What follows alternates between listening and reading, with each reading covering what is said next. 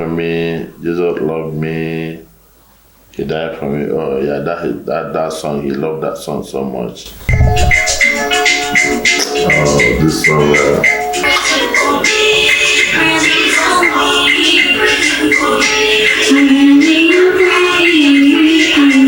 Who had the best voice? Who had the best voice? It's Ngo. Yeah, Ngo had a very nice voice. The quality soprano. Yeah, it was Ngozi. It was what's the name of the senior one again? My name is Franklin Okafor, popularly known as Frank Nollywood. Well, I'm a music producer and event director, and then movie producer as well. And yeah, I live in London, southeast to be precisely, and originally from Anambra State, Nigeria. Reverend Vincent Awokanjo, a perfect gentleman, and I got to know him long time ago. Then he was having a radio program with Wazobia FM, 103.8 FM in London here. And he do play a lot of Igbo songs in his radio station then every Sunday. I think it was twice in a week, yeah. So, and being a music producer, and I have a couple of artists I do bring to UK for tour. A lot of them as of that time. So I made a contact with him, and when we met in the radio station, we went through interviews, and then we started working together. And then on the fourth day we met, he just told me this thing, he wanted me to produce songs for him. I said, well, yeah, that's a fantastic idea. But the most amazing thing with this, with Reverend Vincent, is that he's one person that he doesn't joke with Igbo, his tribe. You know, he promotes it on air and he sticks to that. And actually, he started Igbo teaching school in his at his church. Our people in diaspora take their children to and they teach them Igbo. I was so excited to meet somebody like him. And it's honestly a perfect, when I say gentleman, a perfect family gentleman. And then later he invited me to a family house. I met the wife and the children. And then we become one family actually. So sometimes I go to his church, sometimes when he's doing other events, bringing all Igbo communities around his, where he had the Reconcilers office in Charlotte Street in southeast London, South Bermondsey. I do go there time to time. And then one day I happened to understand that his children can sing as well. All his children and the wife, all of them, all of them, their voices are like, you know, I may say angelic voices, all of them. And then that's when I took it serious. And then we now plan book studio, and because of his tight schedule, so during the production time, we're producing the nights, you know, most of the night. So they all the family come to the studio in Brixton, where I run a studio then. And then we work, we start from 8 p.m. or sometimes 7 p.m. and we work till 5 a.m. Days, all nights, or many nights. And then until we finish the full album. That album is comprised of all the family, you know, all the daughters, all the family, both the wife, everybody participated on that song. The album was launched, and then we started pushing it out there. Then later on, we now have to do another second album, which of course was all wonderful. I think how this thing will happen is that, you know, production sometime, you start to plan the text of your sound from the voice textures, of the singers. And what really happened then was that when he now come to the studio with all the family, we started like everybody singing one or two things. So that when we started picking who come first, who will solo first, who have sharper, who have more strong leading vocal. It might not be the best in texture, but it might be very strong to lead. That doesn't mean you have more sweet voice. Somebody might have sweet voice, but that doesn't mean the person will be strong to lead. When everybody was singing, vibing to what we are there to do, like rehearsing, while the sound engineer, we are setting up, while my ear was, I told everybody to go to the singing booth, because the booth room was quite big. So everybody was there like rehearsing, singing. While I was setting up my the sound, the board, the mixer, connecting everything, the consoles, I was still listening. So that was when we pick up. So okay, Ngos have a very, very strong commanding voice to be a lead vocal. So, and then we now said, okay, when this production start, we started laying the beats. And then, and then putting the backing vocals do the VB first.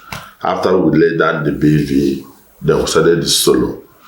And then that when we started taking the solo one by one, Ngozi took her own, and then Priscilla took her own, and Dabele took her own, and then Obui come, and then my friend Reverend Vin was more on preaching on the voices, like where we need to make a speech. So and he does that. And then funny enough, your mom happened to understand voice notes more than everybody. She know when she's very clever to pick when anybody go flat or off or go off. She's always very fast to pick that. So she contributed so much on that production. There's an a cappella there, which was part of mainly her initiation. And then on that a cappella, I think she participated more. I mean, Mrs. Onkanjo. First, because the children were quite young, and I think everybody was expecting something more like Western. But knowing my friend, he's a typical Igbo man. It's only Igbo, it's 100%. If there's anything more than 100%, that's it. So I know what he wants. I want to do something he will feel fulfilled. What I think he needed is to represent his culture as well. So that's why I took the beat down to proper Igbo high life. So, which is called like, if you play all the songs, I mean, it's a lot. It's almost 12 tracks. And then there we have high life, we have calypso, then we have those a cappella parts. And then, we have one I play like bongo as well, because I know he loves bongo. And I mean, not bongo as in secular, but bongo as in gospel. That album actually, if you like original Igbo cultural music, if you get that album, listen to it, honestly. Because why?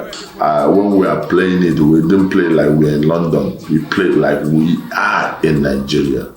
Not just Nigeria, that we are in the Eastern Nigeria. Also, the studio was analog. So the recording was analog. So it's like original song. It's not like cut and join, like you can lift beat today, paste somewhere, stretch it and cut and chop and make a beat. No. This one, the guitar there, is live. The bass is live. The drum is everything there is live recorded, and that way can never age. That song can never age, because you can't compare analog with digital recording today. If you have money to spend to record, because recording analog is quite expensive, it's not cheap. I can give you 2-3 songs in under 2 hours if it's digital.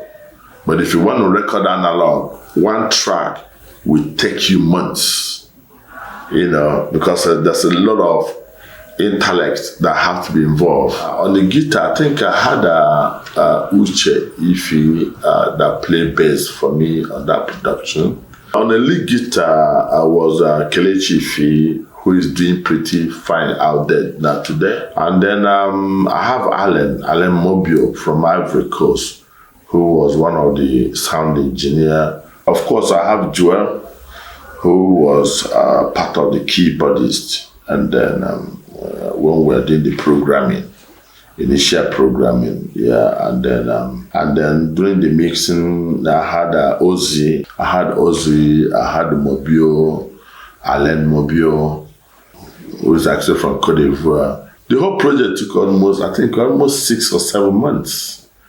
Actually, it took almost 6 or more. And we worked then mostly every night. So it wasn't easy, but I was happy that finally we finished the job and master it, and then we have it. The good thing with music is that music never dies. Music live for, ages. So today, the music is still online. It's enough for me. Reverend Vincent and the Reconcilers. It's now a music platform. You can listen to that if you love African rhythm music. This is original sound. I was in Nigeria when I had the news. To be honest with you, I was shocked down to my marrow. And the happy I have today is that contact, that seed he sowed in me still lives on, because I'm still very close to the family. And especially, I thank God for the life of his strong daughter, Obui, who hold on to that culture, that it will not die.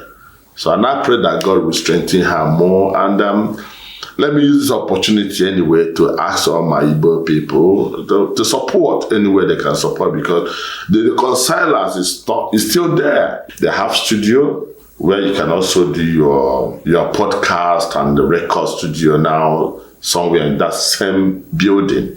I've been there myself. It's a fantastic place, and I think if you rally around them, so that the dream of this my bosom friend will keep flying. We keep flying, because it was his dream to make sure that even our children here in UK can speak Igbo. That was always his son. I know he loved so much that every of our children that are born here in UK can speak Igbo. And I pray that the daughter or the family can still light on that candle of of our language stuff. And also pray that the vision of our beloved departed brother, Reverend Vincent Onkanjo, his dream will be flying and never die. Thank you for watching.